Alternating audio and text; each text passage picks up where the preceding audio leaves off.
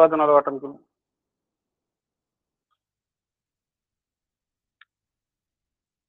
चला आले का सगळे?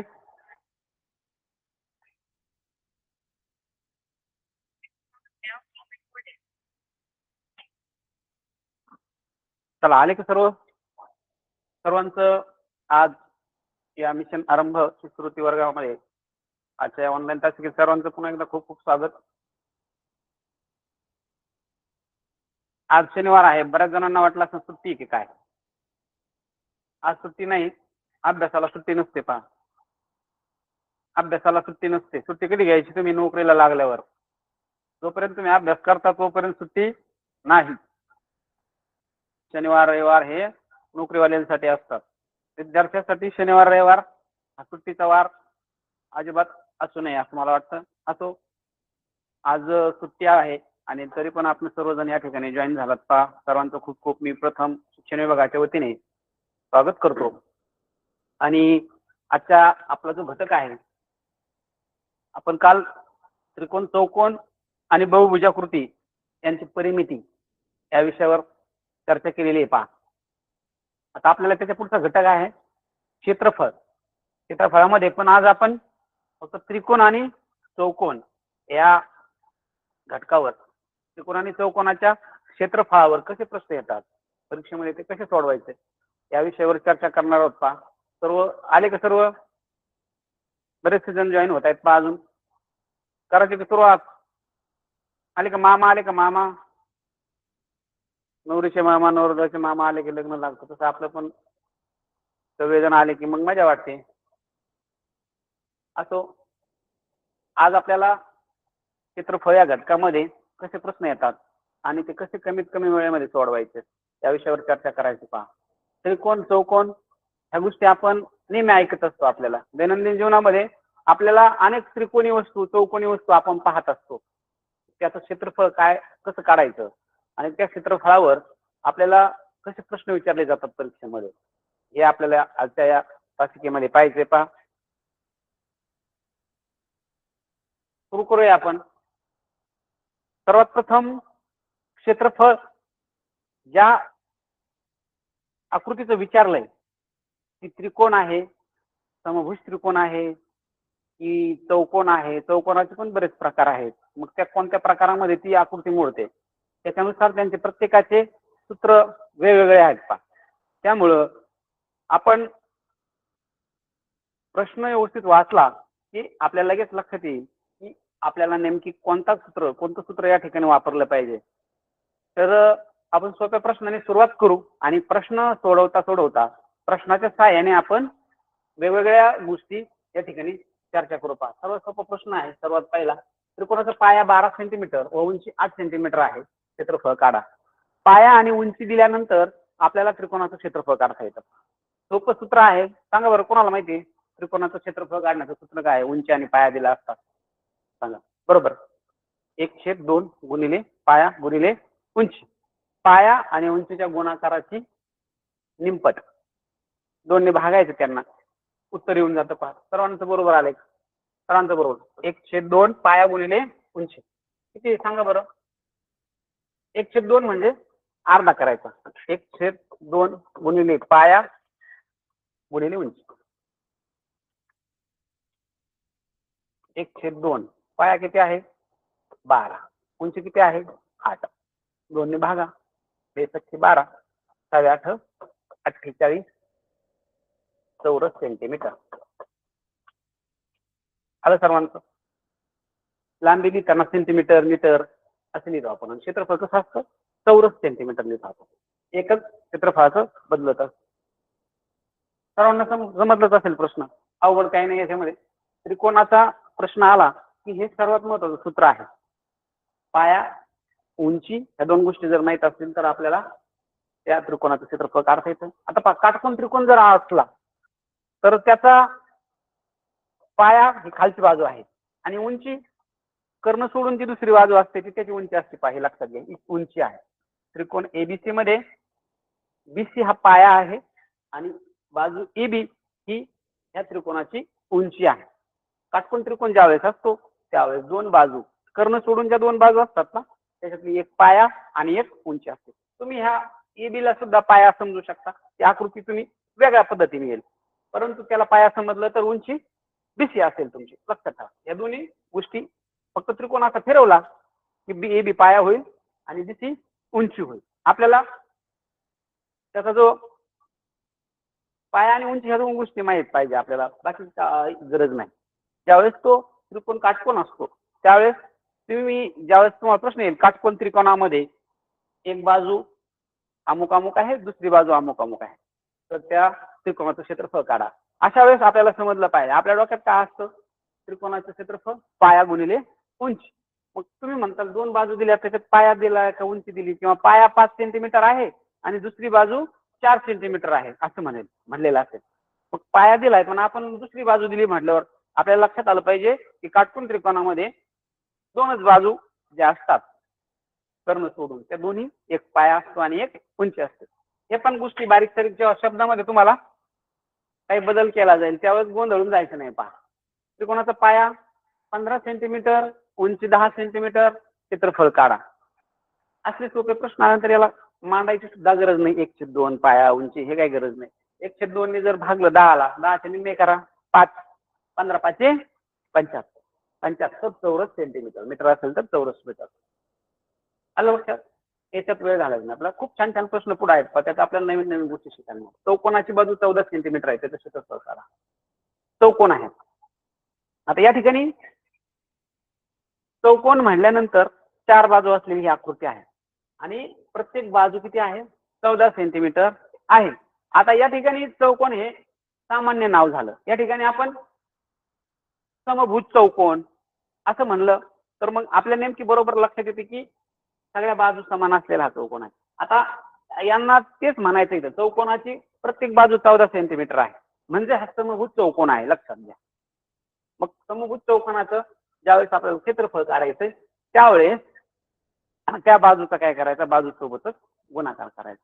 जसा वर्ग करतो की नाही आपण, त्या ठिकाणी काय करता येईल मग 14 गुणिले 14. सांगा 14 गुणिले 14 किती? तुम्हाला मी काल सांगितलं होतं, तुमच्या जर सर्व 1 ते 30 संख्यापर्यंतचे वर्ग जर पाठ असतील, घनपाठ असतील, तर तुम्हाला हे असले उदाहरणं अगदी काही सेकंदात वाचायची सुद्धा गरज नाही. तुम्ही अर्धा प्रश्न वाचल्याबरोबर त्याचं उत्तर सोडवणार.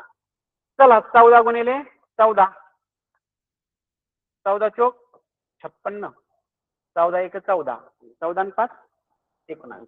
ज्याला 14चा वर्ग माहित होता 196, त्याने ते उत्तर लगेच दिले असेल. 14 स्क्वेअर सेंटीमीटर, चौरस सेंटीमीटर. आलं लक्षात सर्वांच्या? खूप सोपा आहे. पहा, आयताची लांबी 18 सेंटीमीटर आणि रुंदी 12 सेंटीमीटर आहे. लांबी किती आहे? 18 आणि रुंदी 12. तर आपल्याला आयताचं क्षेत्रफळ माहित पाहिजे. आयत हा एक चौकोनच आहे. पहा, बऱ्याच जणांना चौकोनाचे जे वेगवेगळे प्रकार आहेत, प्रत्येक प्रकार वेगवेगळा आहे त्याच्या लांबीनुसार, त्याच्या कोनानुसार. पण आपल्याला चौकोन म्हटलं की फक्त आपण असा सरळ सरळ चौकोन काढतो का, आणि आपल्या डोक्यात काय असतं, फक्त एवढा आहे यालाच फक्त चौकोन म्हणायचं. तर तसं नाही, त्याच्यामध्ये समलंब चौकोन,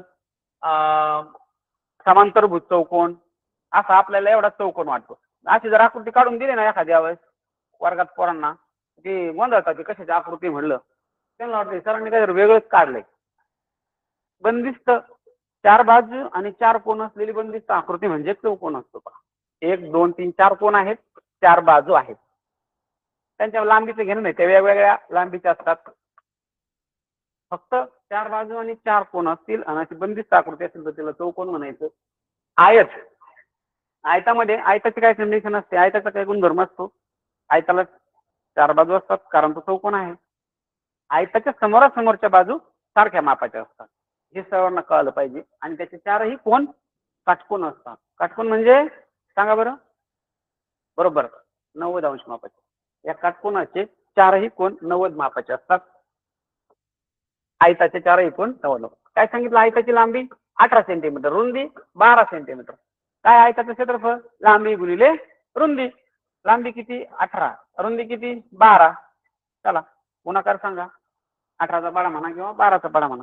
या ठिकाणी कोणता पाडा सोपा जाईल, आता 12 1 12 12 24 असं ज्यावेळेस तुमचे पाढे पाठ असतात त्यावेळेस डायरेक्ट 12 8 किती 96 18 दुने 36 शक्यतो मोठा पाढा येत असेल तर गुणाकार लवकर होतो 18 दुने 36 हातचे गेले 3 18 1 18 18 आणि 3 21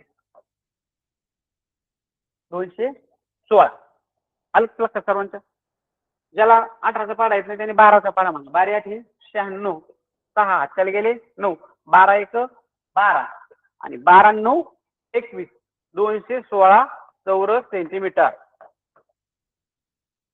समजले सर्वांना 216 चौरस सेंटीमीटर. चला पुढे जाऊ आपण. पुढे खूप छान छान उदाहरणं आहेत. सुरुवातीला सोपे काल असा काही विद्यार्थ्यांचा रिप्लाय आला की सरांनी जरा जास्त अवघड अवघड प्रश्न घेतले. पण मित्रांनो तुम्हाला मी सांगितले सोपे सोपे प्रश्न कोणी पण सोडवतं. अवघड प्रश्न आपल्याला सोडवता आले पाहिजे. म्हणून काल थोडेसे काही 4-5 प्रश्न मी जरा थोडेसे अवघड घेण्याचा प्रयत्न केला. खूप काही अवघड नव्हते ते. परंतु मग आपल्याला अवघड प्रश्नांची सवय झाली पाहिजे. अचानक परीक्षेत जर अवघड प्रश्न आला तर मग आपला गोंधळ उडतो. पहा आपण हे साधे साधेच प्रश्न सोडले असते लांबी गुणिले रुंदी आणि 1/2 पाया गुणिले उंची शब्द जरी बदलला तरी मग आपला गोंधळ उडतो. त्याच्यामुळं आपल्याला होईल तेवढा जास्त अभ्यास करायचा आणि अवघड प्रश्न सोडवण्याचा प्रयत्न करायचा. एक अवघड प्रश्न जर तुम्ही सोडवला तर 5 सोपे प्रश्न सोडवण्याच्या बरोबरीचा तो असतो. पहा एक अवघड प्रश्न जर तुम्हाला सोडला तर 5 पेक्षा जास्त सोपे प्रश्न सोडवले काय आणि एक अवघड सोडवला काय बरोबर असतं. त्यामुळं अवघड प्रश्नावर तुम्ही आता फोकस करा. कारण तुमचं बेसिक हे सगळं झालेलं आहे. 5वी स्कॉलरशिपला तुम्ही ह्या सगळ्या गोष्टी बेसिक झालेल्या आहेत. आता तुम्हाला 7वीला थोडेसे ऍडव्हान्स प्रश्न येणं अपेक्षित आहे आणि ते येत असतात. आता ह्या वर्षी 8वीतून 7वीत आल्या पण मागच्या वर्षी काही परीक्षा आपण पाहिल्या तर काठिण्य पातळी खूप आलेली होती त्या परीक्षेत. आता तुम्हाला नवोदयच्या परीक्षा पाहिल्या असेल तुम्ही काठिण्य पातळी खूप असते प्रश्नांची. आपण सोपे सोपे तयारी करतो आणि मग अवघड प्रश्नात आपला गोंधळ होतो. त्याच्यामुळे थोडंसं अवघड प्रश्नाची पण तयारी केली पाहिजे. काल थोडंसं अवघड वाटले काही मुलांना त्यांचे रिप्लाय आले थोडे अवघड वाटले काही प्रश्न त्याच्यामुळे आपण थोडेसे सोपे घेतले. त्याच्यात पण काही अवघड प्रश्न घेतलेले थोडे नंतर नंतर. तर तुम्ही सोपे सोपे आपण अगोदर घेऊ. समांतर चतुर्भुजाचा पाया. आता चतुर्भुज हा शब्द जर आलेलाच नसला कधी तुम्हाला चौकोन चौरस आयत एवढंच शब्द माहिती आहे. चतुर्भुज हा शब्द बऱ्याच वेळा प्रश्नपत्रिकेमध्ये पण पाहायला भेटत नाही. मी मुद्दाम तो शब्द या ठिकाणी मला पाहायला भेटला एका ठिकाणी त्यामुळे टाकलाय. समांतर चतुर्भुजाचा पाया 20 सेंटीमीटर उंची 9 सेंटीमीटर आहे क्षेत्रफळ काढा. आता मित्रांनो समांतर चतुर्भुज म्हणजे काय समांतर भुज चौकोन चतुर्भुज म्हणजे चतुर म्हणजे 4 बाजू 4 भुजा असलेली आकृती आणि कशी समांतर भुज समांतर भुज चौकोन माहित पाहिजे आपल्याला काय आहे समांतर भुज कसा असतो समांतर भुज चौकोन काय आहे वैशिष्ट्य त्याचं समांतर भुज चौकोनामध्ये सर्व बाजू कशा असतात एकतर सारख्या असतात का असतात का नाही काय वैशिष्ट्य आहे त्याचं सांगा बरोबर समोरासमोरच्या बाजू काय असतात त्याच्या समांतर असतात एकमेकीला समांतर असतात. मग आपण एक समांतर भुज चौकोन काढू आणि व्यवस्थित आपण त्याच्याविषयी चर्चा करू. समांतर भुजाचा पाया 20 सेंटीमीटर आहे असा समांतर भुज चौकोन असतो. A B C D ABCD हा काय आहे एक समांतर भुज चौकोन आहे. ह्या ही जी समोरासमोरच्या बाजू ए बी आणि बाजू बीसी ह्या एकमेकीला समांतर असतात. बाजू एडी आणि बाजू बीसी ह्या दोन्ही एकमेकीला समांतर असतात. असा समांतर भुज चौकोन असतो. त्याचा काय दिलंय पाया दिलाय पाया आहे 20. मित्रांनो दुसरं काय दिलं त्याची उंची दिली. उंची म्हणजे काय असतं बरं समांतर भुज चौकोनामध्ये ज्या 2 समांतर बाजू आहेत त्या 2 समांतर बाजूमधलं जे अंतर आहे कमीत कमी अंतर आपण लंबांतर म्हणू त्याला कमीत कमी अंतर म्हणजे त्याची असते उंची. कोणत्याही या शिरोबिंदूतून इथपर्यंत टाकलं लंब तरी चालेल किंवा या ठिकाणाहून इथपर्यंत लंब हे जे अंतर आहे ए आपण याला एबीसीडी याला आपण पी नाव देऊ. एपी ही काय आहे त्याची उंची आहे. उंची किती आहे 9 सेंटीमीटर लांबी आहे 20 सेंटीमीटर.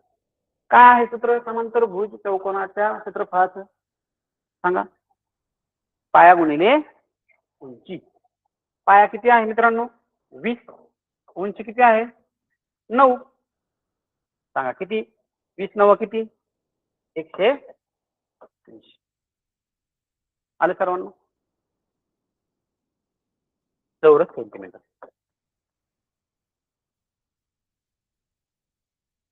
समजलं सर्वांना या ठिकाणी उंची कोणती आहे काही काही ठिकाणी तुम्हाला परीक्षेमध्ये गोंधळ करण्यासाठी या बीसीची बाजू पण देऊन टाकतील. समजा ही 9 तर ही 10 सेंटीमीटर वगैरे असं देतील. कधी कधी आकृत्या दिल्या जातात आणि आकृत्या दिल्यानंतर काय होतं, आपल्याला काही एखादी बाजू काढायची असते तर सर्व बाजू दिलेल्या नसतात किंवा पायथागोरसच्या प्रमाणानुसार आपण इथं इथं जर समजा हे 3 सेंटीमीटर दिलं, ही 10 दिलेली म्हणजे ही पण 10 असणार. ह्या दोन्ही बाजूवरून आपल्याला ही तिसरी बाजू कन्स्ट्रक्ट करता आली पाहिजे, कारण याचा कर्ण दिलाय आणि एक बाजू दिली, मग पायथागोरसच्या प्रमाणानुसार तुम्हाला तिसरी बाजू काढता आली पाहिजे. असे पण ऍप्लिकेशन टाईप प्रश्न असतात, ते आपण पाहू पुढे पुढे गेल्यानंतर. असे पण प्रश्न येत असतात. एकदम सोपे प्रश्न काय तुम्हाला देणार नाही, तुम्ही आता दुसरी तिसरीला नाही राहिले आणि तुम्ही शिष्यवृत्ती परीक्षा देणार आहात, स्पर्धा परीक्षेची पूर्वतयारी या परीक्षेमधून. असे सोपे सोपे प्रश्न जर तयार केले ते तर कोणी सोडेल. असे सोपे सोपे प्रश्न देऊन परीक्षा घेणार नाही ते तुम्ही. 7वीला असल्यामुळे थोडेसे अवघड प्रश्न तुम्हाला या ठिकाणी विचारले जाणार. समलंब चौकोनाच्या समांतर बाजू 10 सेंटीमीटर व 16 सेंटीमीटर आणि उंची 8 सेंटीमीटर आहे, क्षेत्रफळ काढा. आता या ठिकाणी काय आहे, समलंब चौकोन आहे. पहा समलंब चौकोन कसा असतो हे आपल्याला माहित पाहिजे. चौकोनाचे तुम्हाला मी सांगितलं बरेच प्रकार आहेत. आता समलंब चौकोनामध्ये काय होतं, दोन बाजू समांतर असतात, एक जोडी बाजूंची पेक्षा असते, एकमेकीला समांतर असते, एवढीच कंडिशन असते. कोण वगैरे त्याचं काही विशेष नसतं, कोण किती असू शकतात कसे असतात, फक्त एक बाजूची एक जोडी एकमेकीला समांतर असली पाहिजे. तर आपण एक चौकोन काढूयात, समांतरभुज चौकोन. काढा बरं, तुम्ही तुमच्याकडे वय आहेत, काढा बरं, सर्वांनी काढा. ऐकायचं नाही, आपलं कीर्तन नाहीये बरोबर का. कीर्तन चालू नाही आणि ऐकून घ्यायचं नाही. वही घ्यायची, पेन घ्यायचा. जरी तुम्ही घरी असले तरी स्वयंशिस्त लावायचे 5. मला दिसतात तुम्ही सगळे, त्याच्यामुळं जरी नसले दिसत, जरी आपल्याला कोणी पाहत नसलं तरी आपण थोडं प्रामाणिकपणे राहिलं पाहिजे आणि आपली वही काढायची आणि आपण स्वतः काहीतरी काम करायचं. या ठिकाणी समलंब चौकोन, ही बाजू आणि ही बाजू समांतर आहे. अशा एक जोडी बाजूची समांतर आहे, हा समलंब चौकोन झालेला. आता आपल्याला फक्त कसं वाटतं, आपल्याला एवढा बऱ्याच ठिकाणी असा सारख्या बाजून असा एवढा, एखादी बाजू जर लांबली ना आपल्याला लगेच वाटतं अरे काय भानगड, हे काय कोणती आकृती वेगळी आली का, काही नाही, समलंब चौकोनच आहे. फक्त एक बाजूची जोडी काय पाहिजे, समांतर पाहिजे. बाकी कोणाचं त्याचं काही घेणं देणं नाही. बाजू सगळ्या चारही बाजू त्याच्या वेगवेगळ्या लांबीच्या असतात. काय दिलं आपल्याला त्याचं, समांतर बाजू 10 सेंटीमीटर आणि 16 सेंटीमीटर. आता कोणती 10 घेऊ, वरची 10 घेऊ का खालचे 10 घेऊ, सांगा बरं. मोठी ना 16 घ्यावं लागेल ना. तशी कोणती घेतली तर ते काय आपल्याला परिमिती क्षेत्रफळ काढताना त्याचा काही अडचण येणार नाही. परंतु ज्यावेळेस आपल्याला दिशा ज्ञानावर प्रश्न असतात, पाहतो 200 मीटर पूर्वेकडे वळाला, नंतर 100 गेला, मग 200 मीटरला आपण जर एवढी रेषा मारली तर उत्तरेकडे हा 200 मीटर गेला आणि उत्तरेकडे किती गेला, मग 100 मीटर गेला. तर मग किती पाहिजे याच्या, साधारणतः अर्धी जायला पाहिजे का नाही याच्या. मग गेला 100 तर लगेच लांब जायचे असते नाही, आपल्याला शिस्त ठेवायची. मग ते काय होतं, जेव्हा तुम्हाला तिरका अंतर काढायचं असतं कर्ण काढून, त्यावेळेस ते प्रश्न तुम्हाला जड जातात. पहा त्याच्यामुळं गणितामध्ये शिस्त ठेवायची. आता लांबी, जी लांब बाजू दिसते ती 16, जी तिच्यापेक्षा कमी दिसते ती 10. आपला कारण हा त्रिकोण, हा जो चौकोन आहे आपण अंदाजे काढलेला आहे. ही बाजू 16 आहे, ही बाजू 10 आहे आणि उंची मग तुम्हाला जसं मी सांगितलं, समांतरभुज चौकोनामध्ये दोन्ही समांतर बाजूमधलं जे कमीत कमी अंतर असतं, लंबांतर असतं, ते असतं त्या चौकोनाची उंची. या ठिकाणी सुद्धा ह्या दोन ज्या समांतर बाजू आहेत, आपण नाव देऊ याला पी क्यू आर एस. तर या पी क्यू आणि एस आर ह्या दोन बाजू काय आहेत, एकमेकाला समांतर आहेत. म्हणून या बाजूतलं दोन्हीतलं जे लांबांतर आहे, लांबांतर म्हणजे या बिंदूतून किंवा या बिंदूतून या समांतर असल्यामुळं दोन्हीमध्ये सारखंच अंतर निघणार आहे लांबांतर. ही काय त्याची उंची आहे, पहा किती उंची, 8 सेंटीमीटर आहे. आपल्याला समांतरभुज चौकोनामध्ये पाया भेटला, पाया नाही, याचे दोन बाजू भेटल्या आपल्या समांतर बाजू आणि उंची भेटली. मग आपल्याला पाहिजे त्याचं क्षेत्रफळाचं सूत्र माहित पाहिजे. समांतर बाजूंच्या समांतरभुज चौकोनाच्या क्षेत्रफळाचं सूत्र काय आहे, तर समांतरभुज चौकोनाच्या क्षेत्रफळाचं सूत्र काय आहे, ह्याच्या समांतर दोन बाजू असतात त्यांची बेरीज या ठिकाणी आपल्याला करावं लागते. तर 1/2 गुणिले समांतर बाजूच्या लांबीची बेरीज, मग हे किती 10, आणि 16 बेरीज, सॉरी, समांतर बाजूच्या लांबीची बेरीज 10 अधिक 16 आणि गुणिले उंची असं असतं. 1/2 गुणिले समांतर बाजूंच्या लांबीची बेरीज गुणिले उंची. 2 ने काय करा याला, 8 जातील, 4 झाले. 16 आणि 10 किती, 26. 26 गुणिले 4, 4 सख 24, 4 2 8 आणि 2 10. त्या 26 चा पाडापाठ आहे, तर लगेच 26 चोक 104. समजलं सगळ्यांना? 104 काय, सेंटीमीटरचा वर्ग, सेमी चौरस सेंटीमीटर, इंग्रजीमध्ये स्क्वेअर सेंटीमीटर. आलं लक्षात?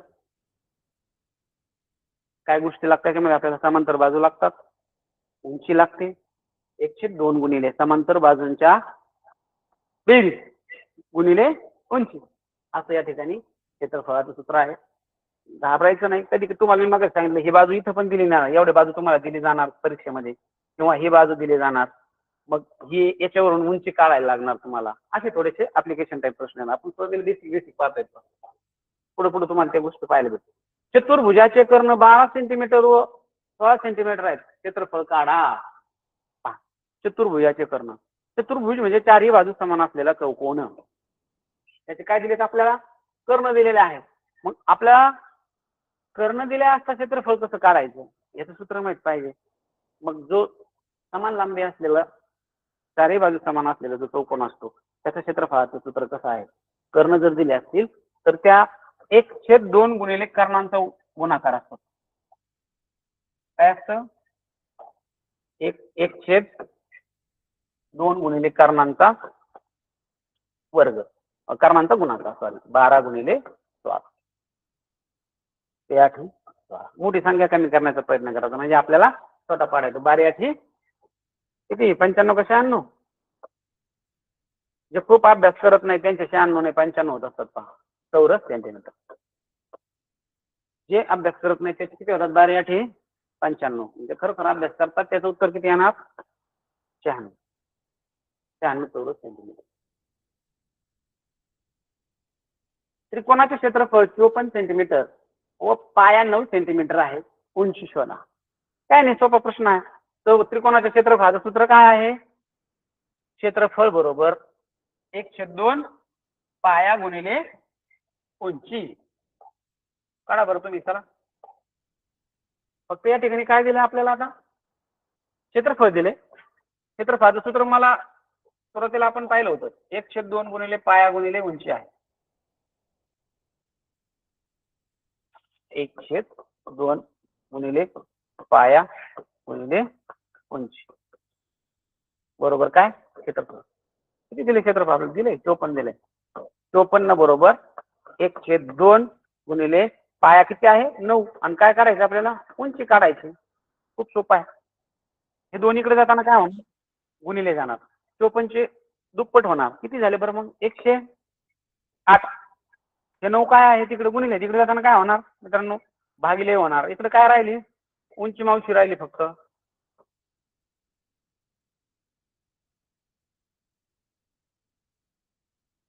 9 1 9, खाली उरला 1, करून घेतले 18 झाले. 9 दुने 18.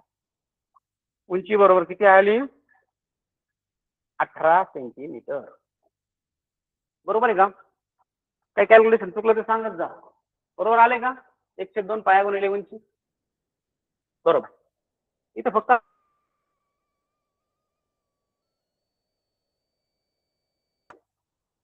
तीन गोष्टीतल्या दोन गोष्टी दोन असली तर आपल्याला तिसरी गोष्ट काढता येते. मग दोन्ही बाजू असो तर क्षेत्रफळ काढता येतो. दोन्ही बाजूपैकी एक बाजू आणि क्षेत्रफळ असलं तर उरलेली दुसरी बाजू काढता येते. आलं लक्षात? सोपं आहे. चला पुढं. समांतर चतुर्भुजाचे क्षेत्रफळ 180 चौरस सेंटीमीटर व पाया 15 सेंटीमीटर आहे, उंची शोधा. पहा सूत्र काय आहे समांतर चतुर्भुजाच्या क्षेत्रफळाचं? समांतर जो चतुर्भुज आहे, चौकोन आहे, त्याच्या क्षेत्रफळाचं सूत्र बघा, समांतर भुज. बरोबर. समांतर चतुर्भुजाचे क्षेत्रफळ किती आहे? 180 चौरस सेंटीमीटर, 180 स्क्वेअर सेंटीमीटर. आणि पाया किती आहे मित्रांनो त्याचा? 15. काय करायचं आपल्याला? उंची शोधायची. उंची मावशी आपल्याला ठिकाणी शोधायची. काय क्षेत्रफळाचं सूत्र? 180 बरोबर समांतरभुज कोणाच्या क्षेत्रफळाचं सूत्र काय आहे? पाया गुणिले उंची. 180 बरोबर पाया किती आहे? 15. आणि काय काढायचं आपल्याला? मावशी काढायची. मावशीला इकडेच ठेवा. हे 15 इकडे आले. 15 1 15 खाली उरले 30, वरून घेतलं 0, 30 झाले. 15 दुनी 30. किती आली मावशी? किती आली? 12 सेंटीमीटर. या समांतर चतुर्भुजाचं क्षेत्रफळ दिलं होतं आपल्याला आणि पाया दिला होता. या दोन गोष्टीवरून आपण त्याची उंची काढली. एका समभुज चौकोनाचे क्षेत्रफळ 225 चौरस सेंटीमीटर आहे. त्याची बाजू शोधा. आता समभुज चौकोन आहे पहा, म्हणजे चारही बाजू याच्या सारख्या आहेत. ज्यावेळेस समभुज चौकोनाचं आपल्याला क्षेत्रफळ दिलेलं असतं तेव्हा आपण काय करायचं? त्या सर्व बाजू सेम असल्यामुळं त्याचा क्षेत्रफळाचं सूत्र काय असतं? बाजूचा वर्ग. म्हणजे हे जे क्षेत्रफळ आहे ते कोणत्या संख्येचा वर्ग आहे ते शोधायचं फक्त. आपल्याला जर 225 ही संख्या कोणत्या संख्येचा वर्ग आहे हे जर माहित असेल तर लगेच आपल्याला त्याचं उत्तर येतं. कॅल्क्युलेशन करायची गरज नाही. सांगा बरं, सांगा पटकन. बरोबर 15. 15चा वर्ग 250. चला आता पुढे. आयताचं क्षेत्रफळ 240 चौरस सेंटीमीटर असल्यास लांबी शोधा. लांबी गुणिले रुंदी.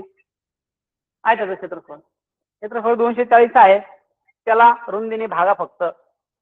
तोंडी येण्यासारखं उत्तर आहे पाहिजे. तोंडी उत्तर येण्यासारखा हा प्रश्न आहे, त्याच्यामध्ये काही अवघड नाही. 240 भागिले 12. आयताचं क्षेत्रफळ काय असतं? लांबी गुणिले रुंदी. म्हणजे 240 बरोबर लांबी किती आपल्याला शोधायची आणि रुंदी किती दिली? 12. लांबी ठेवा तिकडं, रुंदी इकडे आणा. 12 ने 240, 12 दुने 24 शून्य. लांबी किती आली मित्रांनो? 20 सेंटीमीटर. सर्वांना जमलं असेल, अवघड काहीच नाही याच्यामध्ये, सोपं आहे. चला पुढे. एका वर्गाची बाजू 16 सेंटीमीटर आहे. आता वर्ग म्हणजे चौरस आकृती वर्ग आहे पहा. या ठिकाणी ह्या गोष्टी लक्षात आलं पाहिजे आपल्याला. वर्ग म्हणजे तुम्ही म्हणतात मग आमचा वर्ग षटकोनी आहे सर, पण म्हणा आमचा आयताकृती आहे. पण या ठिकाणी प्रश्नामध्ये आपल्याला काय दिलं? एका वर्गाची बाजू 16 सेंटीमीटर आहे, म्हणजे तो वर्ग कोणता आहे? चौरसाकृती वर्ग आहे. त्याच क्षेत्रफळाच्या आयताची रुंदी 8 सेंटीमीटर. आता इथे या ठिकाणी काय केले? चौरस आणि आयत या दोन्ही आकृत्या एकत्र केल्यात आणि या दोन्ही आकृत्यांवर हा आधारित प्रश्न आहे. मग आता या दोन्ही आकृत्यांचे गुणधर्म आपल्याला माहित पाहिजेत. पाहूयात आपण. चौरस वर्ग दिलाय, पण चौरस शब्द वापरला. एक वर्ग आहे, असा वर्ग आहे आपला, त्याची बाजू किती आहे? 16 सेंटीमीटर. त्याच क्षेत्रफळाचा, जेवढं या वर्गाचं क्षेत्रफळ आहे त्याच क्षेत्रफळाचा काय आहे? दुसरा एक आयत आहे. आणि आयताची काय दिली आपल्याला? रुंदी दिली पहा 8. आणि काय सांगितलं? लांबी शोधा. कोणाची? आयताची. ही लांबी काढायची. आता आपल्याला एक गोष्ट फिक्स करायची, नेमकी क्षेत्रफळ किती आहे? एका वर्गाची बाजू 16 सेंटीमीटर आहे, त्याच क्षेत्रफळाच्या आयताची रुंदी 8 सेंटीमीटर आहे. मग याचं प्रत्येक बाजू 16 आहे म्हणल्यावर याचं क्षेत्रफळ किती असणार? 16चा वर्ग किती सांगा? 16 गुणिले 16 बरोबर आहे का? वर्ग पाठ करा, गुणाकार करत बसायची गरज नाही. ज्याला वर्ग पाठ नाही त्याने गुणाकार करा आणि उद्या वर्ग पाठ करा. म्हणजे ह्या आयताचं क्षेत्रफळ सुद्धा किती असणार? एका वर्गाची बाजू 16 त्याच क्षेत्रफळाच्या म्हणजे याचं जेवढं आहे तेवढंच याचं पण आहे. आयताचं क्षेत्रफळ किती आहे? 256 आहे. मग संपला विषय. आपल्याला त्याची रुंदी दिलेली आहे आणि काय विचारली? लांबी मावशी विचारली. एकूण क्षेत्रफळाला फक्त काय करायचं? रुंदीने भागा. 8 त्रिक 24, खाली वरला 1 करून घेतले 6, 16, 8 दुने 32 सेंटीमीटर. किती आली लांबी? 32 सेंटीमीटर. समजले सगळ्यांना? आयताचं क्षेत्रफळ, लांबी गुणिले रुंदी. या ठिकाणी काय केलं? थोडा क्लिष्ट करण्याचा प्रयत्न केला. हळूहळू आपण थोडी काठीण्य पातळी वाढवली पहा. काल बरेच मुलं म्हणली सर जरा अवघड प्रश्न घेतले, थोडा स्पीड जास्त होता. चला मग आपण आता थोडंसं आज स्पीड कमी करूया. आपल्याला अजून बरेच दिवस आहेत परीक्षेला, पण आता आपल्याला आपला स्पीड वाढवावा लागणार आहे. आपला स्पीड वाढवावा लागणार आहे म्हणजे परीक्षेमध्ये आपल्याला वेळ पुरला पाहिजे. नाहीतर मग काय होतं, काही प्रश्न सोडवायचे राहून जातात आणि मग ते सोपे असतात मित्रांनो. शेवट बऱ्यापैकी सोपे प्रश्न असतात, पण आपण शेवटच्या प्रश्नापर्यंत जातच नाही. आपण सुरुवातीला ज्या प्रश्नाला जास्त वेळ घालवायला नाही पाहिजे त्या प्रश्नाला वेळ घालवतो आणि मग नंतर सर्व प्रश्न सोपे प्रश्न शेवटी आपले सोडवायचे राहतात आणि मग आपण म्हणतो अरे हे किती सोपे होते, मला इथं पाहिल्या क्षणी आला असतं उत्तर याचं. परंतु आपण तिथपर्यंत जातच नाही. ह्या पण गोष्टी महत्वाच्या आहेत. फक्त अभ्यास महत्वाचा नाही, तर आपण सर्व प्रश्न आपल्या नजरे खालून गेले पाहिजे.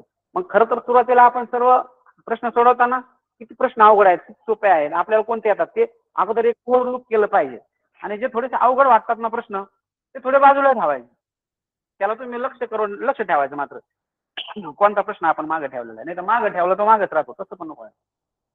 परंतु अवघड प्रश्नाला आपले जर 2 मिनिटं गेले आणि त्याच्या बदल्यात जर आपण दुसरे 2-3 सोपे प्रश्न जर सोडून होत असतील तर मला वाटतं ते अवघड प्रश्न आपण थोडासा उशिरा घेतलेला कधी पण चांगला. असो, परीक्षेच्या विषयावर आपली ती चर्चा होईल परीक्षेच्या अगोदर, नेमकी प्रश्न कोणते सोडवायचे, कसे सोडवायचे. परंतु चालू मध्ये आपण हे सुद्धा लक्षात घेतलं पाहिजे, काही प्रश्न दिसायला अवघड असतात पण असायला खूप सोपे असतात. ह्या गोष्टी पण आपल्या लक्षात आल्या पाहिजे. आपण असे जर वेगवेगळे प्रश्न पाहिले तर आपल्याला ते लक्षात येईल कोणत्या प्रश्नामध्ये काय केलेलं आहे.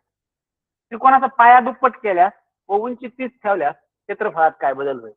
आता हा जो प्रश्न आहे आपल्याला काय असतं डोक्यात, गणिताचा पेपर लगे आकडेमोड गुणाकार भागाकार झालं सुरू.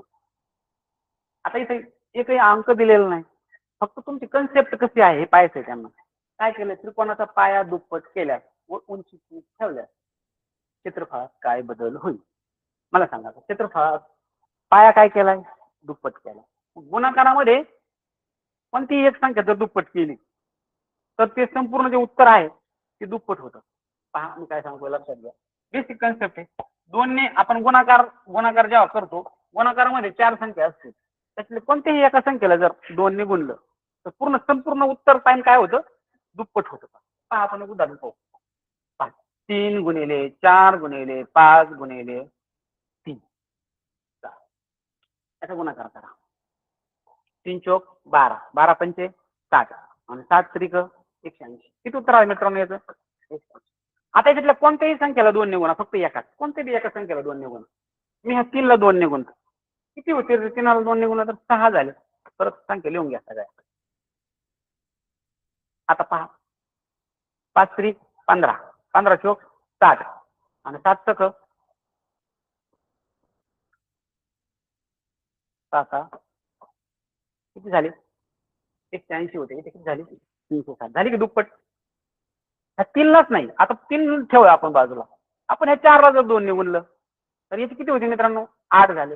हे 3 तसेच, हे 5 तसेच आणि हे 3 तसेच. 5 त्रिक 15, 15 8 120, 120 त्रिक किती? 360 झालं की 180 चे दुप्पट.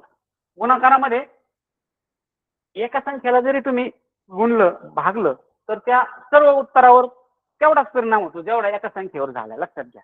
3ला दुप्पट केलं तर त्याचे 6 झाले की नाही, मग संपूर्ण उत्तरात सुद्धा काय होणार, दुप्पटच होणार. इथं काय विचारलं आपल्याला, त्रिकोणाचा पाया दुप्पट केला मित्रांनो. आता आपल्याला त्याच्या क्षेत्रफळाचं सूत्र माहिती, 1/2 पाया गुणिले उंची. इथं जसे 3-4 संख्या मी घेतल्या होत्या, इथं काय घेतलंय, पाया उंची 1/2 हे काय झालं, 3 संख्या झाल्या. असं तिथे बरोबर की नाही. याच्यासारखं जिथे 4 संख्या आहेत, अंक आहेत, तिथं पण 3 आहेत. मग मला सांग याच्यातली कोणतीही दुप्पट केली, काय केलं, पाया दुप्पट केला. पायाला काय केलं, 2 ने गुणलं. तर काय विचारलंय, उंचीला काय केलं का, अजिबात काही केलं नाही. उंची मावशीला हात लावला नाही. उंची 30 ठेवल्या, क्षेत्रफळात काय बदललं सांगा. म्हणजे एकूण उत्तरात काय बदल होती, जसं झालं तसंच होणार. काय सांग बरं तू, बरोबर दुप्पट होईल. उत्तर काय येणार, फक्त तिथं तुम्हाला असं निमपट 5 पट 6 पट आणि 4 पट आपल्या डोक्यात असतं. आता 4 पट बऱ्याच वेळा वर्ग करतो ना आपण, त्यावेळेस तुम्हाला अंक देतील, 4 अंक देतील. 4 चौक 16 असं असं तुमचं कन्फ्युजन केलं जाईल का.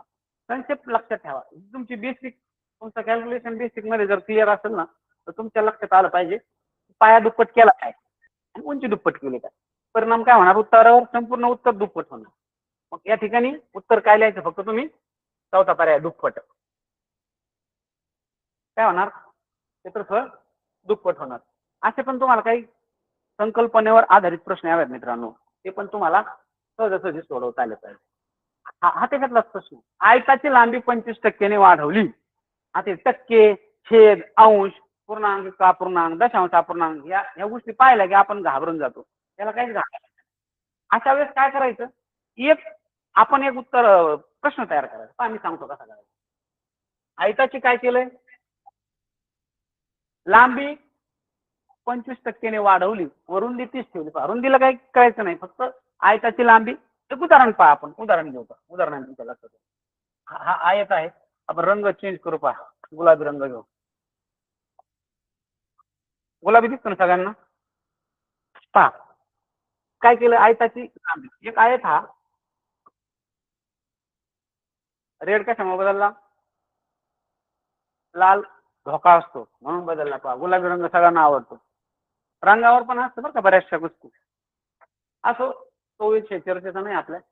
लांबी 25% वाढवली, रुंदी 30 ठेवली, तर क्षेत्रफळात किती टक्के वाढ होईल लक्षात द्या. आता मला सांगा, हे समजा बाजू 4 सेंटीमीटर आहे. किती आहे, 4 सेंटीमीटर. रुंदी 30 ठेवली, किती समजा आपण 2 घेऊ. बरोबर. आता पहा, 4 लांबी आहे, 2 रुंदी आहे. क्षेत्रफळ किती येईल याचं सांगा. 4 दुने 8 cm स्क्वेअर, 8 सेंटीमीटर स्क्वेअर, चौरस सेंटीमीटर.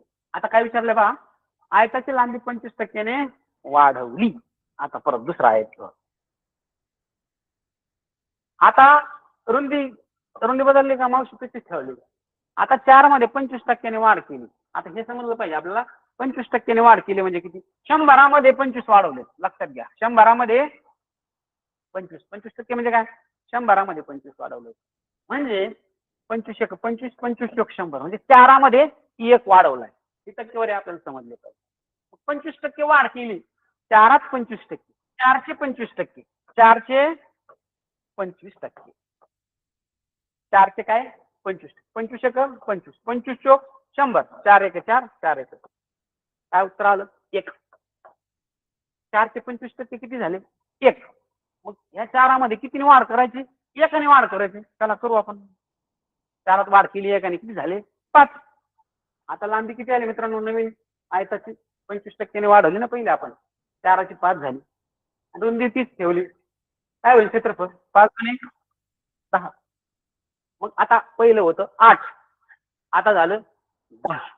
पहा लक्षात द्या, 8 होतं, आता किती झालं 10 झालं. म्हणजे 8ला किती वाढले 2, म्हणजे 100ला किती वाढले रे. 8ला जर 2 वाढतायत, 100ला किती. पहा कॅल्क्युलेशन मध्ये कसं येईल ते, त्याला डिलीट करू आपण. 8ला किती वाढले 2. 8ला 2 कसे वाढले, पहिलं 8 होतं, नंतर 10 झालं, म्हणून 8 मध्ये वाढ किती झाली 2 ची वाढ झाली. तर 100ला किती वाढ होईल सांगा बरं.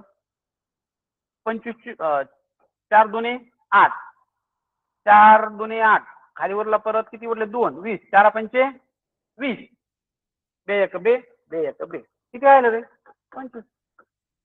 25%. हे लक्षात आलं का तुमच्या, आलं की नाही आलं. पुन्हा ऐका, आपल्याला काय विचारलं होतं, लांबी 25% ने वाढवली, रुंदी 30 ठेवली, तर क्षेत्रफळात किती वाढ होईल. पहा मित्रांनो, पहिलं क्षेत्रफळ किती होतं 8, 25% लांबी वाढून क्षेत्रफळ किती झालं 10 झालं. म्हणजे क्षेत्रफळात किती वाढ झाली 2 ने वाढ झाली. पण 2 ने वाढ कितीवर झाली, पहिले किती होते 8 होते, 8 2 वाढले, म्हणजे 100त किती वाढले 25. हे बघा मी तुम्हाला सांगितलं, 8ला 2 तर 100ला किती, हे कॅल्क्युलेशन केल्यानंतर उत्तर काय आलं 25%. म्हणजे 100त 25 वाढले म्हणजे 25% वाढले. आलं लक्षात. 8ला 2 वाढले तर 100ला किती वाढले 2, 25. 8ला 2 तर 100ला 25 म्हणून 25%. मग लांबी 25% ने वाढवली, रुंदी 30 ठेवली, तर क्षेत्रफळात किती टक्के वाढ होईल. मग तिथे 25%, 30%, 50%, 75%, 100% असं येईल. तिथं गोंधळून जायचं नाही. काही जण काय करतात त्याला दुप्पट करतात. फक्त कन्सेप्ट लक्षात घ्या. तुम्हाला जर तसं लक्षात नाही आलं तर मग मी जसं सांगितलं तसं सूत्राच्या मदतीने एक आयत घ्यायचा, आयताची लांबी रुंदी घ्यायची आणि त्याच्यात रुंदीत सांगितलं असेल तर रुंदीत वाढायची, लांबीत सांगितलं तर लांबीत वाढवायची. त्या ठिकाणी रुंदी पण वाढली म्हणते, रुंदी पण वाढली म्हणते, दोन्हीत पण 25-25% वाढ जर केली तर मग क्षेत्रफळात कितीने वाढ होईल. असे पण वेगवेगळे प्रश्न तुम्हाला विचारतील. किंवा 50%ने रुंदी कमी केली, सरळ सरळ 50%ने जर रुंदी कमी केली तर काय होईल, दोन्ही भागलं जाईल ना त्याला. एका रुंदीला भागलं काय, कारण दोन्ही गुणाकार घेतले लांबी गुन्हे रुंदी, मी काय सांगितल्याप्रमाणे जर रुंदी कमी केली दोनने 2% म्हणजे अर्धी कमी केली तर त्याचं पूर्ण क्षेत्रफळ अर्ध कमी होईल, 50% कमी होईल. अशा पद्धतीने असे पण काही तुम्हाला प्रश्न येणार.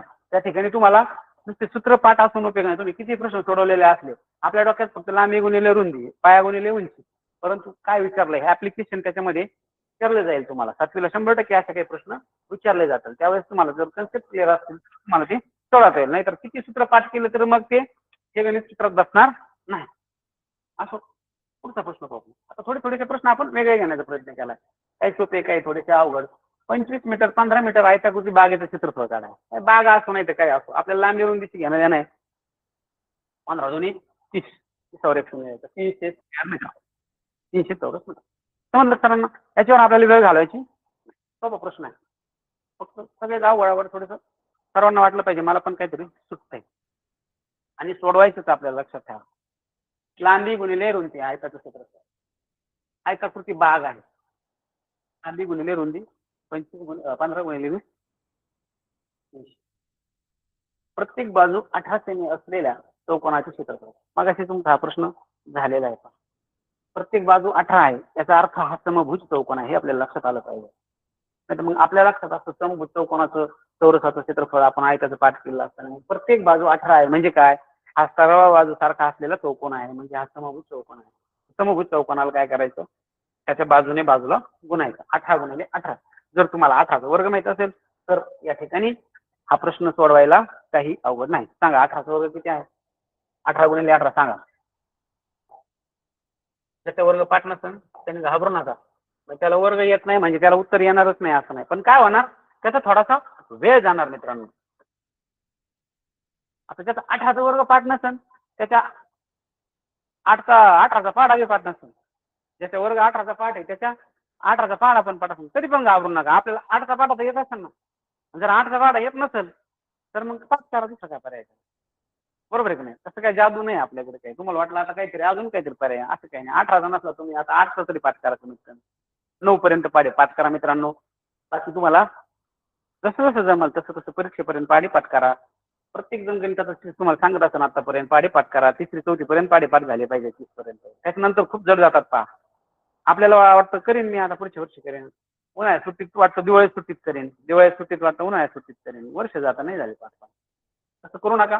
पाढे जर पाठ असतील तर तुम्हाला खूप सोप्या पद्धतीने हे सोडवते. चला आपण सर्वसामान्य विद्यार्थ्यांसाठी आपण एकदम पाढाच पाठ नाही, माझ्या 18चा पाढा पाठ नाही, मग मी काय करायचं, 8 8 64, 8 1 8, 8 आणि 6 14, एक शून्य द्या, 1 8 8, 1 1 1 4, 8 आणि 4 12, आता गेला 1 324.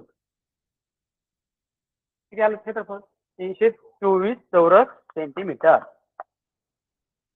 अशा पद्धतीने आलं लक्षात सर्वांच्या. चला पुढे,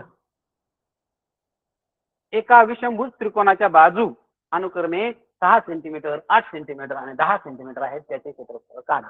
हेरॉन नावाचा जो शास्त्रज्ञ आहे त्यांनी विषमभुज त्रिकोणाचं क्षेत्रफळ कसं काढायचं याचं एक सूत्र काढलेलं आहे. आपल्याला फक्त पाया आणि उंची एवढंच माहिती आहे, पाया दिला उंची दिली क्षेत्रफळ काढतात आपल्याला. परंतु जर तीनही बाजू वेगळ्या दिलेल्या असतील तर त्याचं क्षेत्रफळ काढायचं कसं, त्याच्यासाठी हेरॉन नावाचा जो शास्त्रज्ञ त्याच्यामुळे मुद्दाम नाव दिलं ते, त्याचं नाव तुम्हाला लक्षात आलं पाहिजे. त्या बिचाऱ्याने एवढा मोठा शोध लावला, त्याचं नाव निघलं पाहिजे, बरोबर की नाही. कारण व्यवहारामध्ये शेती पहा, शेती मोजायची असेल, काही प्लॉट असतात पहा त्रिकोणी, अनेक ठिकाणी व्यवहारामध्ये आपल्याला ह्या वेगवेगळ्या बाजू असलेले त्रिकोण चौकोनाकृती भूखंड असतात. त्यावेळेस मग अशा शास्त्रज्ञांनी जे सूत्र शोधून काढलेत पहा ते या ठिकाणी उपयोगी पडतात. त्यांनी काय सांगितलं पहा, सर्वांनी लक्ष द्या. थोडासा नवीन आहे परंतु तुम्हाला याच्यावर पण प्रश्न येण्याची शक्यता आहे म्हणून घेतला मी एक प्रश्न, कारण आपल्याला सगळ्याच त्रिकोणाचे क्षेत्रफळ काढता आले पाहिजे. पण आपण काय करू, एक त्रिकोण काढू.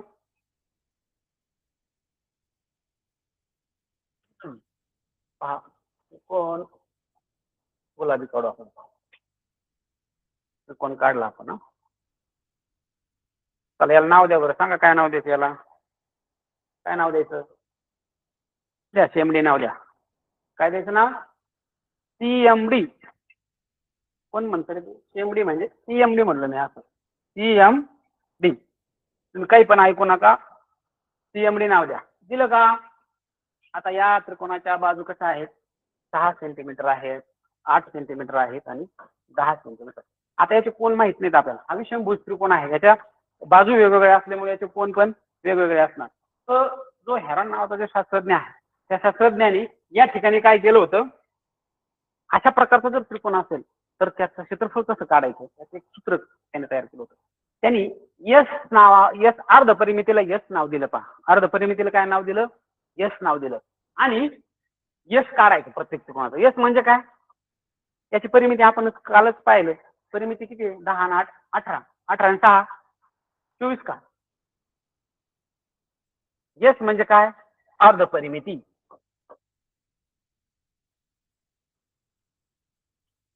अर्धपरिमिती म्हणजे काय, यस. किती आलं, 12. हे लक्षात ठेवा, त्याच्यामध्ये अर्धपरिमिती आपल्याला लागते सूत्रामध्ये, 10 आणि 6 16, 16 आणि 8 24. आता सूत्र काय सांगतंय पहा, लक्ष द्या. त्रिकोणाचं क्षेत्रफळ बरोबर वर्गमुळात अर्धपरिमिती गुणिले अर्धपरिमिती वाजा पहिली बाजू. मग अर्धपरिमिती किती आहे, यस. यस मायनस ही बाजू घ्या 6, परत गुणिले एस मायनस दुसरी बाजू एस मायनस 10 आणि तिसरी बाजू एस मायनस 8, एस मायनस 8. आता एस आणि 5 सारखा दिसेल, लक्षात घ्या. तिथे खाली घेऊ दिसते सर्वांना. आता एसच्या जागेवर आपल्याला काय करायचं, किमती टाकायच्या. एसची किंमत किती आहे मित्रांनो, 12. वर्गमुळात घ्यायचं सगळं, सूत्रपाठ असतं पण वर्गमुळात घेत नाहीत, मग येणार नाही. किती आहे, 12. त्यानंतर 12 वाजा 6. एकदम सगळे अंक घेतो आपण, शॉर्टकट करायचं नाही याच्यामध्ये, नवीन आहे थोडस. 12 वाजा 10 आणि 12 वाजा 8. मित्रांनो लक्ष द्या, 12 कसे 12 वाजा 6 6. त्यांच्यामध्ये गुणाकार असतील ना, ते पण लक्षात ठेवा. काही वेळा प्लस लिहिलं जातं तुमच्याकडून, प्लस नाहीये तिथं, गुणाकार आहे. 12 वाजा 10 किती, 2. 12 वाजा 8 किती मित्रांनो, 4. पहा आता इकडे जावं लागेल आपल्याला. 6 गुणिले 2 गुणिले 4, 6 2 12, 12 चोक 48. वर्गमुळात 12 गुणिले 48, यांचा गुणाकार 48 होईल. 6 2 12, 12 चोक 48 आणि कंसाच्या बाहेर 12 आहेत म्हणून 12 गुणिले 48. परत वर्गमुळात 12चा 12, 12 8 96 हाताला 9 गेले, 12 चोक 48, 12 चोक 48, 48 9 किती रे, 496 का किती, 12 12 8 96 हाताला गेले 9, 12 चोक 48, 48 आणि 9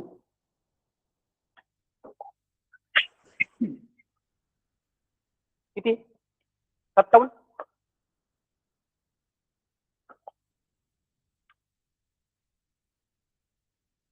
बरोबर आहे. 48 आणि 9 57, 576 झाले. 576 वर्गमूळ किती रे, ज्याचे वर्गपाठ आहेत 30 पर्यंत संख्येचे, त्याला 576 वर्गमूळ किती आहे, 576 कोणाचा वर्ग आहे लगेच समजलं आपल्याला. 25चा वर्ग माहिती कसा काढतो आपण, 25चा वर्ग मित्रांनो, 5 5 25 आणि बेत्रिक 6, 6 से 25 हा 25चा वर्ग, मधले वर्ग 5 करायचे. मग निश्चितच हे 576 काय आहेत, कमी आहे कोणापेक्षा, 625 पेक्षा. म्हणजे 576चं वर्गमूळ हे 25 पेक्षा कमी असणार. हे तुम्ही कॅल्क्युलेशन लावलं. आता मग 25 पेक्षा कमी, मग 25 पेक्षा कमी किती, 24. एकक स्थानी 4 आहे ना, मग ज्याचा वर्ग आहे ना, तर 4 चोक 16, तर एकक स्थानी 6 येणार. बघा मी काय सांगितलंय तुम्हाला, जर 23चा वर्ग विचारला तर जे काही येईल ना वर्ग, त्याचे एकक स्थानी 9 येणार. पण 9. तुम्हाला 28चा वर्ग विचारलाय ना, तर 28च्या वर्गाचे उत्तर जे असेल त्याचे एकक स्थानी काय करणार, 8 64 आहे ना, मग 4 येणार. लक्षात घ्या. समजते तुम्हाला सगळ्यांना? तुम्हाला 32चा वर्ग विचारलाय, तर 32च्या वर्गाचा एकच स्थान जो असेल ना, एकच स्थानी काय येणार? बेदुने दोन दुने, याचा वर्ग करायचा आणि जी एकच स्थानी अंक येईल तो अंक येणार. आता मला सांगायचं 625 पेक्षा 4576 लहान आहेत, मग त्या ठिकाणी आता 25 पेक्षा लहान संख्या कोणती? 24. 24 एकच स्थानी 4 आहे, मग 4चा वर्ग करा, 4 चोक 16, म्हणजे 24च्या वर्गामध्ये एकच स्थानी 6 अंक असेल. आता इथे 6 आहे, त्यापेक्षा 23 जर गेलो आपण तर 3 त्रिक 9 येणार नाही. त्याच्यानंतर 22 वर गेलो, बेदुने 4 येणार नाही. 21 वर गेलो, 1 1 1, 20 दुने तुम्हाला 400 आला डायरेक्ट. 20चा वर्ग माहिती आहे तुम्हाला, म्हणजे हा वर्ग कोणाचा आहे? 24चा. पाठ नसला तरी आपल्याला तो अंदाज लावता येईल. आपला विषय काय आहे? काय निघालं?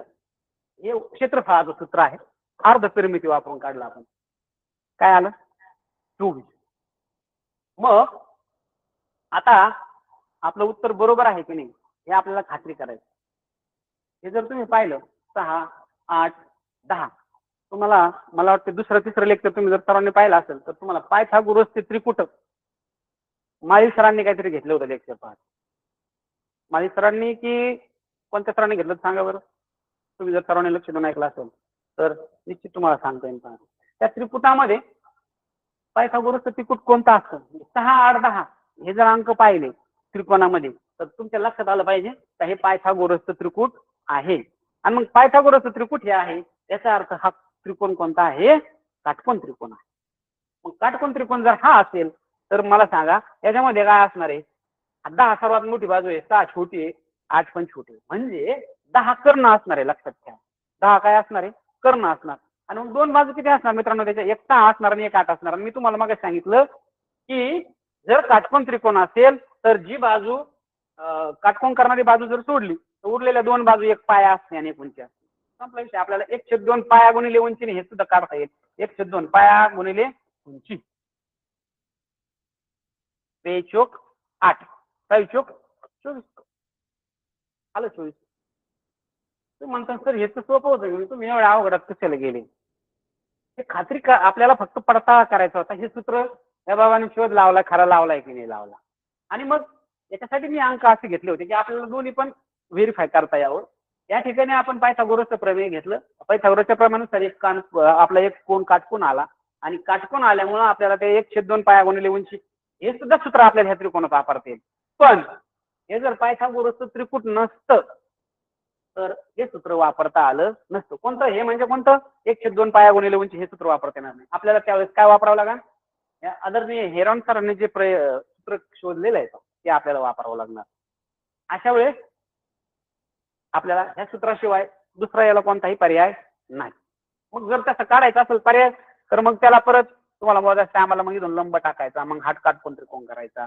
मग प्रॅक्टिकल करताना प्रॅक्टिकल तुम्हाला जर शेप वगैरे मोजायचं मग त्याची ही बाजू मोजा, ही बाजू मोजा, ही मोजा, ही मोजा, आणि मग हा काटकोन त्रिकोण आहे याचं काढा, हा काटकोन त्रिकोण येईल याचं काढा, आणि मग दोन्हीची बेरीज करायची आणि मग त्याचं एकत्रीकरण करून त्या त्रिकोणाचं क्षेत्रफळ भेटणार विषमभुज त्रिकोणाचं. हे कधी गरज पडते? हे सूत्र कधी गरज पडतं? ज्यावेळेस त्रिकोण हा विषमभुज असेल, तीनही बाजू वेगवेगळ्या असतील, त्या जर पायथागोरसच्या त्रिकोणामध्ये बसणाऱ्या असल्या तर मग डायरेक्ट पाया गुणिले उंची 1/2 पाया गुणिले उंची हे सूत्र वापरायचं. अशा पद्धतीने मित्रांनो ह्या विषयावर पाहिलं तर अनेक प्रश्न आपल्याला घेता येतील. हा प्रश्न आहे समांतर बाजू 18 आणि 22 सेंटीमीटर आहेत, उंची 10 आहे. आपण घेतलं मग अशी त्याचं सूत्र काय? 1/2 गुणिले समांतर बाजूंची बेरीज गुणिले उंची, असं ते सोडवता येईल तुम्हाला. त्याच्यानंतर चतुर्भुजाचे कर्ण 18 सेमी आणि 20 सेमी आहेत, क्षेत्रफळ काढा. हे पण आपण पाहिलं. याच्यामध्ये काय केलं होतं?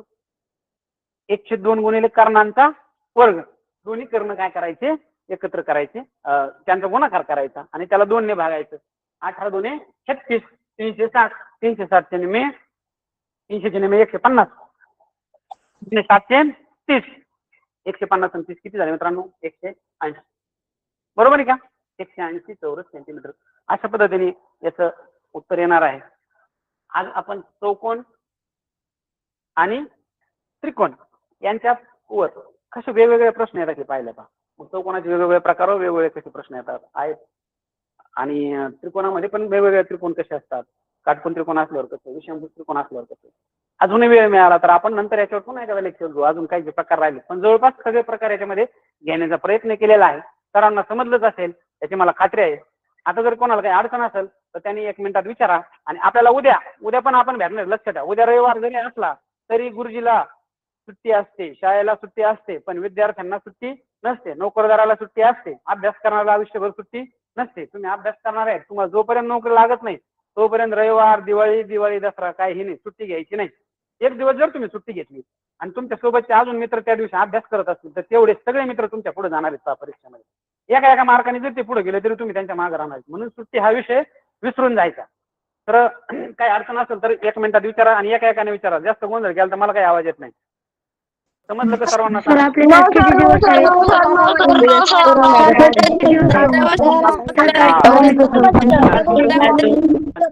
धन्यवाद. सर्व या ठिकाणी उपस्थित राहिले. उद्या पण सर्वांनी याच वेळेत वेळेला जॉईन व्हा. रविवार जरी असला तरी आपण उद्या खूप छान असा क्षेत्रफळावर राहिलेला दुसरा टॉपिक घेणार आहेत पहा. त्याच्यात खूप महत्वाचे प्रश्न मी घेऊन येणार आहे पहा. उद्या दिवस जर तुम्ही लेक्चर ऐकलं तर क्षेत्रफळ हा विषय तुमच्यासाठी खूप सोपा होऊन जाईल.